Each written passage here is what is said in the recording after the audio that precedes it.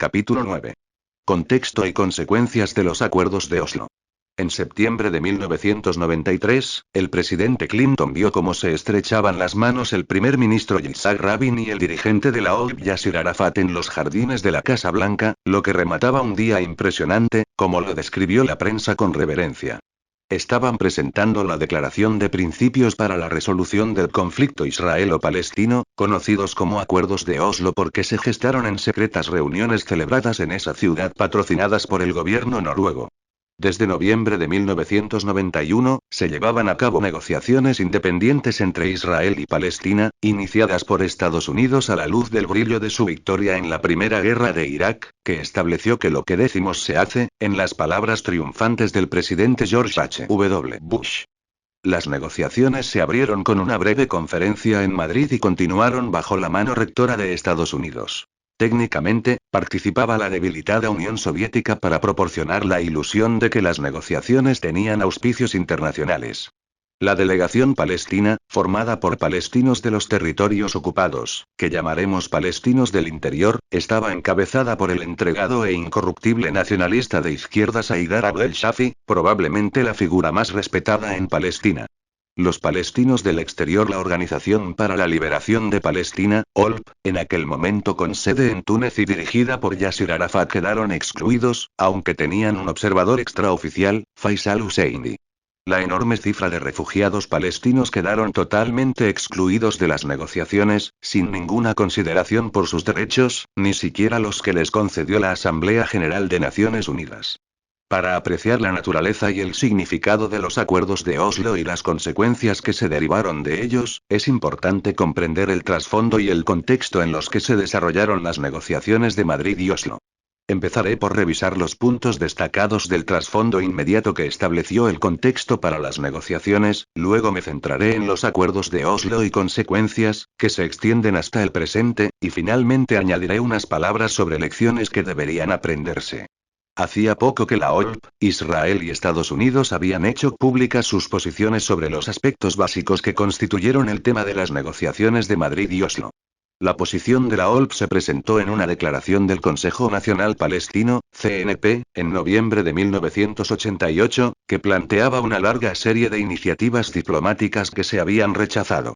La OLP pedía el establecimiento de un Estado palestino en los territorios ocupados por Israel desde 1967 y solicitaba al Consejo de Seguridad de Naciones Unidas que formulara e hiciera cumplir disposiciones para la seguridad y la paz entre todos los estados implicados en la región, incluido el Estado palestino, junto con Israel.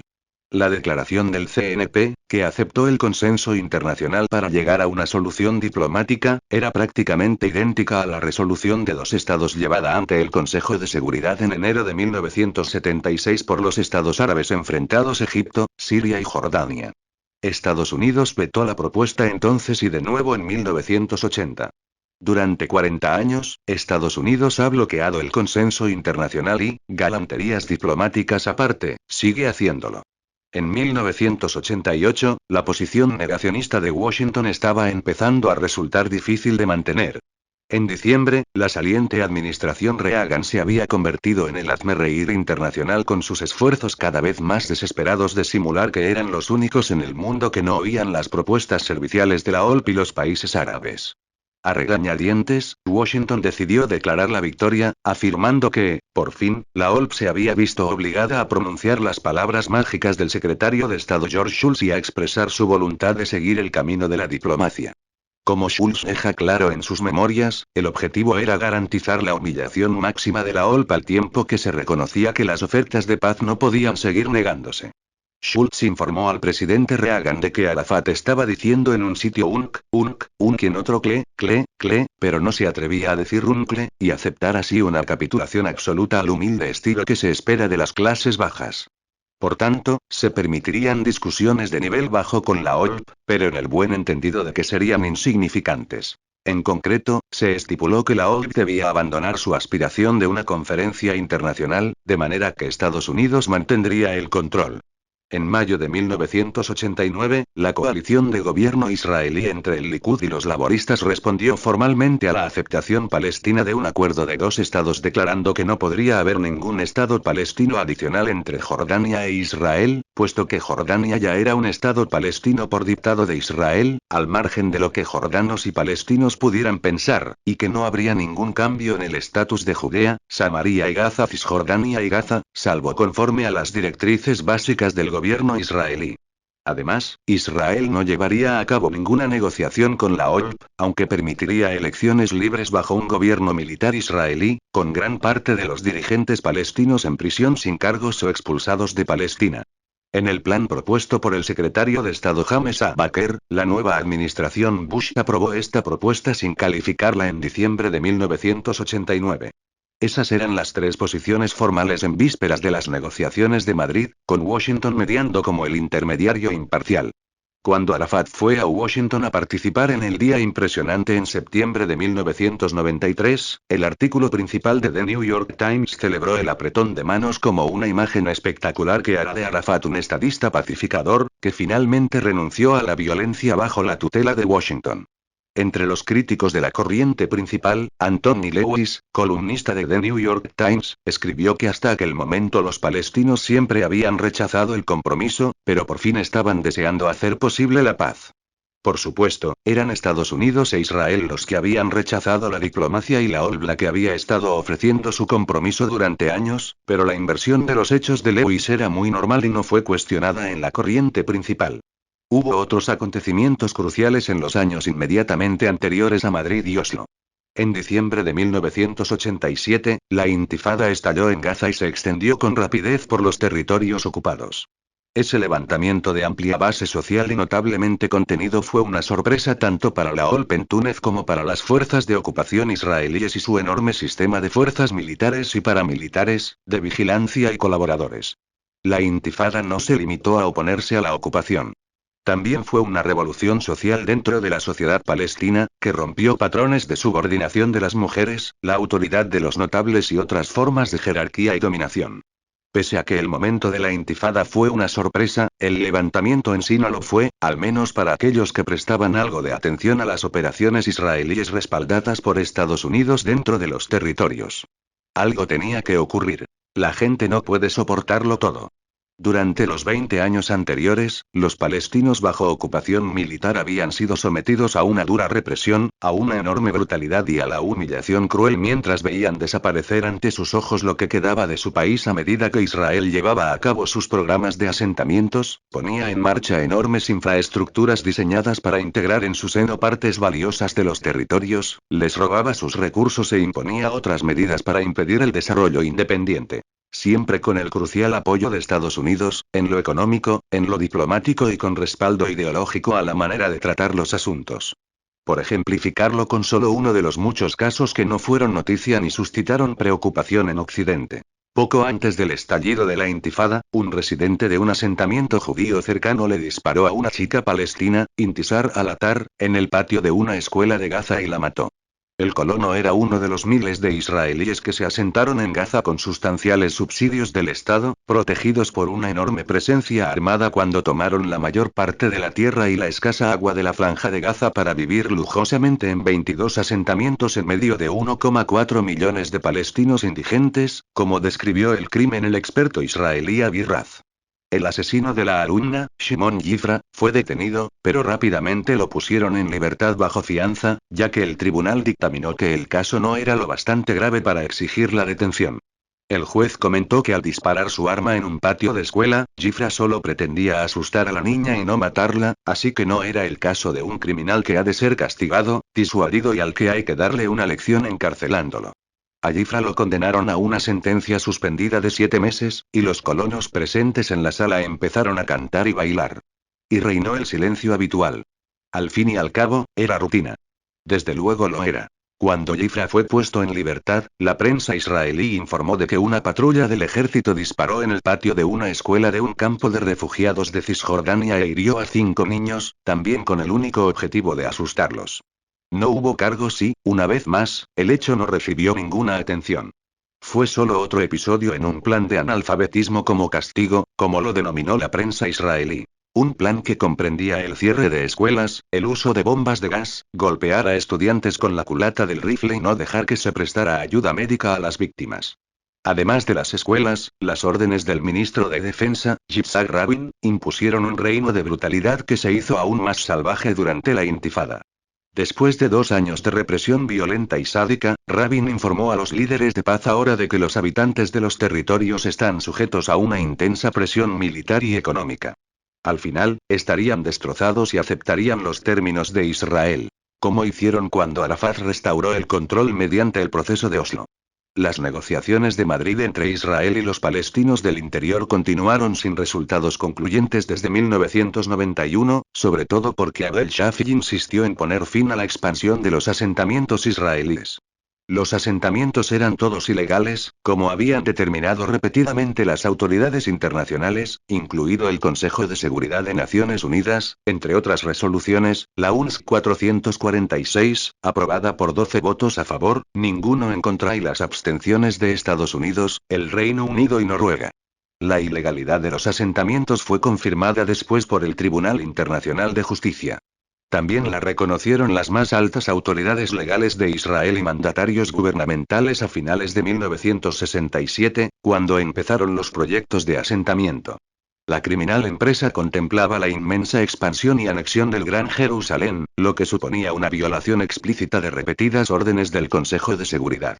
El periodista israelí Dan Rubinstein, uno de los analistas mejor informados sobre el tema de los territorios ocupados, resumió de manera precisa la posición de Israel al inaugurarse la Conferencia de Madrid. Escribió que, en Madrid, Israel y Estados Unidos accederían a alguna forma de autonomía palestina, como exigían los acuerdos de Camp David de 1978, pero sería una autonomía como en un campo de prisioneros de guerra, donde los prisioneros son autónomos para prepararse la comida sin interferencias y organizar eventos culturales.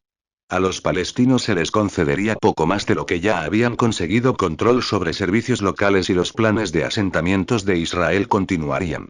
Mientras las negociaciones de Madrid y las negociaciones secretas de Oslo estaban en marcha, esos planes se expandieron con rapidez, primero durante el mandato de Yitzhak Shamir y luego en el de Yitzhak Rabin, que fue elegido primer ministro en 1992 y alardeó de que se estaban construyendo más viviendas en los territorios durante su mandato que en ningún otro momento desde 1967.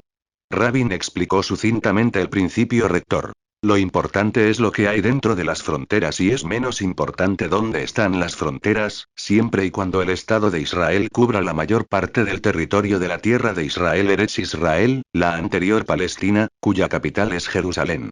Los investigadores israelíes informaron de que el objetivo del gobierno de Rabin era expandir radicalmente la zona de influencia del Gran Jerusalén, desde Ramallah a Hebrón y a la frontera de Maale Adumim, cerca de Jericó, para terminar creando círculos de asentamientos judíos contiguos en la zona de influencia del Gran Jerusalén, rodear todavía más a las comunidades palestinas, limitar su desarrollo e impedir cualquier posibilidad de que Jerusalén Este pudiera convertirse en una capital palestina. Además, se ha estado construyendo una inmensa red de carreteras para formar la columna vertebral del patrón de asentamientos. Los asentamientos se extendieron con rapidez después de los acuerdos de Oslo, con algunos nuevos y la densificación de los viejos, con incentivos especiales para atraer nuevos colonos y proyectos de autopistas con la intención de cantonizar el territorio. Aparte del anexionado Jerusalén Este, los inicios de obras se incrementaron en más del 40% entre 1993 y 1995, según un estudio de Paz Ahora. La financiación gubernamental de asentamientos en los territorios se incrementó en el 70% en 1994, el año siguiente a los acuerdos. Dabar, el periódico del gobernante Partido Laborista, informó de que el gobierno de Rabin estaba manteniendo las prioridades del gobierno de ultraderecha de Shamir al que había reemplazado. Mientras simulaban congelar los asentamientos, los laboristas ayudaron económicamente más incluso que el gobierno de Shamir y aumentaron las colonias en todas las partes de Cisjordania, incluso en los lugares más provocadores.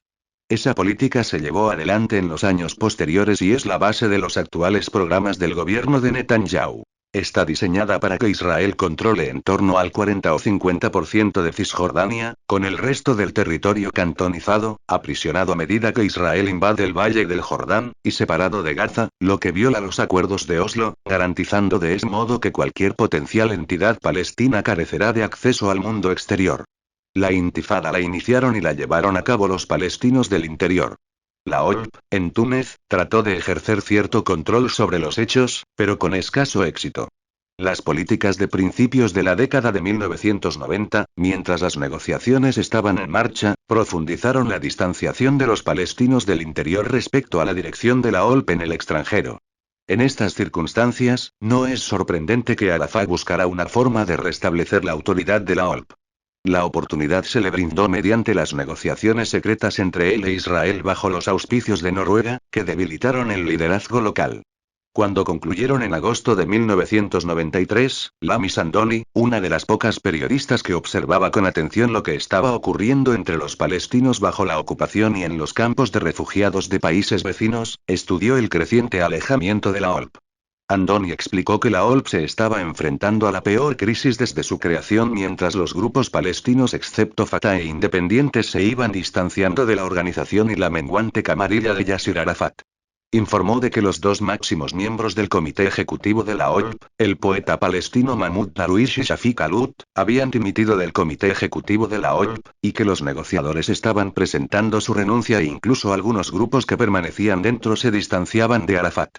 El líder de Fatah en Líbano pidió la dimisión de Arafat, y la oposición a su persona y a la corrupción y autocracia de la OLP iban en aumento en los territorios. Junto con la rápida desintegración del grupo principal y la pérdida de apoyo de Arafat en el seno de su propio movimiento y, la veloz desintegración de las instituciones de la OLP y la constante erosión del electorado de la organización podían provocar que cualquier avance en las negociaciones de paz no tuviera significado. En palabras de Andoni, en ningún momento de la historia de la OLP ha sido tan fuerte la oposición a la dirección y al propio Arafat, y por primera vez existe un sentimiento creciente de que salvaguardar los derechos nacionales palestinos ya no depende de defender el papel de la OLP. Muchos creen que es la política de liderazgo la que está destruyendo las instituciones palestinas y poniendo en peligro los derechos nacionales de Palestina.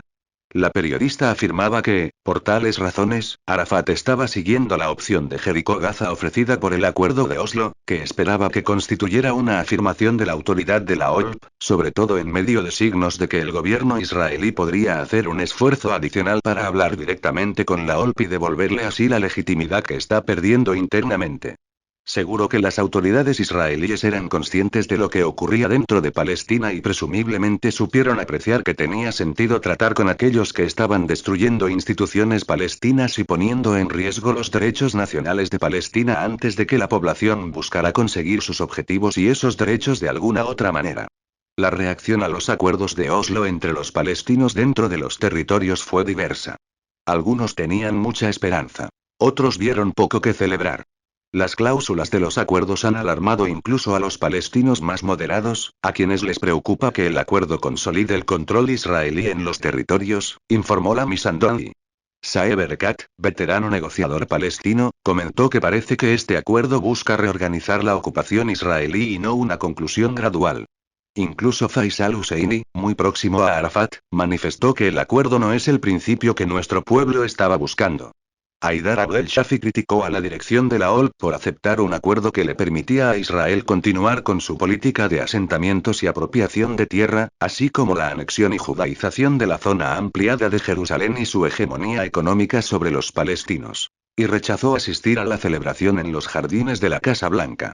Particularmente irritante para muchos era lo que veían como la conducta mezquina de la dirección de la OLP, con un patrón de olvidarse de los palestinos que han sufrido 27 años de ocupación israelí en favor de exiliados llegados de Túnez para tomar el poder, informó Youssef Ibrahim en The New York Times, que añadía. Los jóvenes palestinos les arrojaron a los representantes de la OLP piedras cuando entraron en Jericó en jeeps del ejército israelí. La lista provisional de Arafat para el gobierno de su autoridad palestina reveló que estaba decidido a llenarlo de partidarios del régimen y miembros de la diáspora palestina, escribió Julian Ozane desde Jerusalén para The Financial Times. La lista solo tenía 2 palestinos del interior, Faisal Husseini y Zakaria Alaga, ambos adeptos a Arafat. El resto salió de facciones políticas leales a Arafat de fuera de los territorios. Una mirada a los contenidos reales de los acuerdos de Oslo revela que tales reacciones fueron, si acaso, excesivamente optimistas. Los acuerdos explicitaban las exigencias de Israel, pero optaba por el silencio sobre los derechos nacionales palestinos. Se ceñía a la concepción articulada por Dennis Ross, principal asesor del presidente Clinton para Oriente Próximo y negociador en Camp David en 2000, y después asesor clave también de Obama. Como explicó Ross, Israel tiene necesidades mientras que los palestinos solo tienen deseos. Obviamente de menor calado. El artículo 1 de la Declaración de Principios afirma que el resultado final del proceso ha de ser un asentamiento permanente basado en las resoluciones 242 y 338 del Consejo de Seguridad. Los que estaban familiarizados con la diplomacia en torno al conflicto Israel-Palestina no tuvieron ninguna dificultad en comprender lo que significaba. Las resoluciones 242 y 338 no decían nada en absoluto de los derechos de los palestinos, salvo por una vaga referencia a un acuerdo justo en el problema de los refugiados. Las resoluciones posteriores referidas a los derechos nacionales palestinos se pasaron por alto en los acuerdos. Si la culminación del proceso de paz se ponía en marcha en esos términos, los palestinos podían despedirse de cierto grado de derechos nacionales en la antigua Palestina. Otros artículos de los acuerdos de Oslo manifiestan todo esto con más claridad. Estipulan que la autoridad palestina se extiende sobre el territorio de Cisjordania y la Franja de Gaza, salvo para cuestiones que se tratarán en las negociaciones permanentes. Jerusalén, asentamientos, ubicaciones militares e israelíes. Es decir, salvo para todas las cuestiones significativas. Además, después de su retirada, Israel continuará siendo responsable de la seguridad externa, de la seguridad interna, y del orden público de los asentamientos y de los israelíes. Las fuerzas militares y los civiles israelíes podrán continuar utilizando con libertad las carreteras dentro de la Franja de Gaza y la zona de Jericó, las dos áreas de las que Israel se comprometió a retirarse, en algún momento. En resumen, no habría cambios significativos. El documento tampoco tenía nada que decir sobre los planes de asentamientos en el corazón del conflicto, que incluso antes de la vasta expansión bajo el proceso de Oslo ya debilitaban la perspectiva de que los palestinos lograran un grado significativo de autodeterminación. En resumen, solo sucumbiendo a lo que en ocasiones se denomina ignorancia intencionada podía uno creer que el proceso de Oslo era un camino hacia la paz. No obstante, esa idea se convirtió casi en dogma entre los periodistas y los intelectuales occidentales. Tras los acuerdos de Oslo llegaron otros acuerdos entre Israel y Arafat/Olp. El primero y más importante de ellos fue el Acuerdo Oslo II, en 1995, poco antes de que el primer ministro Rabin fuera asesinado, un suceso trágico, aunque el elaborado espejismo de Rabin el pacificador no aguanta el análisis. El Acuerdo Oslo II es lo que se esperaría que elaboraran unos estudiantes de derecho inteligentes a los que se les asignara la tarea de construir un documento que diera a las autoridades de Estados Unidos e Israel la opción de hacer lo que les complacía al tiempo que dejaban espacio a las conjeturas sobre resultados más aceptables, de manera que cuando se viera que esos resultados no se alcanzaban cabía la posibilidad de achacar la culpa a los extremistas que han socavado el compromiso. Para ilustrarlo, el Acuerdo Oslo II estipulaba que los colonos, ilegales, en los territorios ocupados permanecerían bajo jurisdicción y legislación israelíes. En la expresión oficial, el gobierno militar israelí en los territorios mantendrá los poderes legislativo, ejecutivo y judicial, y sus responsabilidades, de acuerdo con la ley internacional, que Estados Unidos e Israel siempre han interpretado a su albedrío, con la aquiescencia tácita de Europa. Tal laxitud también les garantizaba a esas autoridades el poder de veto efectivo sobre la legislación palestina. El acuerdo afirmaba que cualquier legislación que enmienda o deroga a las leyes u órdenes militares existentes impuestas por Israel no tendrá ningún efecto y será nula ab initio si excede la jurisdicción del Consejo Palestino que no ejercía ninguna autoridad en la mayoría de los territorios y en otros lugares solo una autoridad condicionada a la aprobación israelí o es de otro modo inconsistente con este o cualquier otro acuerdo. Además, el lado palestino respetará los derechos legales de los israelíes, incluidas las empresas israelíes, relacionados con tierras situadas en zonas bajo jurisdicción territorial del Consejo. Es decir, en las zonas limitadas donde las autoridades palestinas deberían tener jurisdicción sujeta a la aprobación israelí. En concreto, sus derechos relacionados con el gobierno y la llamada tierra absentista, un complejo constructo legal que, en esencia, transfiere a Israel la jurisdicción de tierras de los palestinos ausentes de territorios tomados por Israel. Las dos últimas categorías constituyen la mayoría de la región, aunque el gobierno de Israel, que determina unilateralmente sus fronteras, no proporciona cifras oficiales. La prensa israelí informó de que las tierras estatales sin ocupar equivalían a alrededor de la mitad de Cisjordania, y el total de las tierras del Estado, a alrededor del 70%.